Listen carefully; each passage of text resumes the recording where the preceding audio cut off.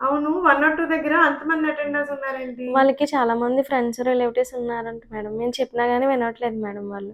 మరి రీజన్ చెప్పాలి కదా! రీజన్ ఏంటనేది అందరూ తెలుసుకుందాం. ఎందుకు అంతమంది ఉండకూడదో.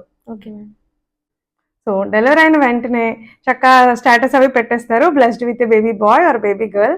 మనకిప్పుడు సర్కిల్ చాలా పెద్దది. అందరికీ తెలిసిపోతుంది. అందరూ ఒక బ్రెడ్ ప్యాకెటో, రస్క్ ప్యాకెటో తీసుకొని హాస్పిటల్‌కి వచ్చేస్తూ ఉంటారు. దీనివల్ల యూజ్ అవుతుందా? హార్మ్ అవుతుందా? సో, ఈ టైంలో మదర్, బేబీ చాలా డెలికేట్‌గా ఉంటారు. వాళ్ళ ఇమ్యూనిటీ చాలా తక్కువుంటుంది. మనము బయటంతా తిరిగేసి ఇలా ఎక్కువ మంది రావడం వల్ల, టచ్ చేయడం వల్ల వాళ్ళకి ఇన్ఫెక్షన్స్ రావడానికి ఛాన్సెస్ చాలా ఎక్కువుంటాయి. యాక్చువల్లీ ఇదివరకటి కాలంలో పురుడు మైల్ అని ఉండేది. అప్పుడు ఫస్ట్ 11 డేస్ మదర్‌ని, బేబీని ఎవరు ముట్టుకునేవాళ్ళు కాదు. ఇది యాక్చువల్లీ ఇన్ఫెక్షన్ స్ప్రెడ్ అవ్వకుండా ఉండడం కోసం పెట్టారు.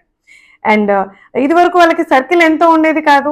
కుకింగ్ అనేది చాలా కష్టమైన ప్రాసెస్‌లో ఉండేది.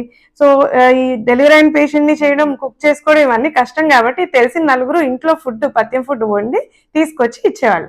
మనం ఇచ్చే బ్రెడ్ ప్యాకెట్ వల్ల, రస్క్ ప్యాకెట్ వల్ల యూజ్ ఏం లేదు. అవి రెడీగా దొరికేస్తాయి.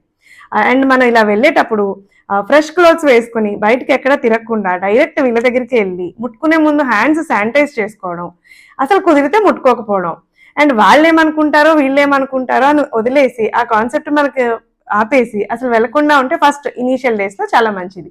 ఎందుకు అంటే ఈ ఇనీషియల్ డేస్లో బ్రెస్ట్ ఫీడింగ్ ఇవ్వాలి, దానికి కొంచెం ప్రైవసీ కావాలి. అందరూ ఉండేటప్పుడు ఇబ్బందులు ఉంటాయి. అండ్ బేబీ రాత్రుల్లో జనరల్లీ లేచి ఉంటుంది. అప్పుడు మదర్కి రాత్రి స్లీప్ ఉండదు. పగలు అటెండర్స్ వస్తూ ఉంటారు, అప్పుడు స్లీప్ ఉండదు, హెడేక్స్ వస్తుంటాయి. ఇలా ఎన్నో ప్రాబ్లమ్స్ ముడిపడి ఉన్నాయి. అందుకే మేము హాస్పిటల్లో రెస్ట్రిక్షన్స్ పెడుతూ ఉంటాం. అది మీకోసమే అని అర్థం చేసుకోండి. Thank you.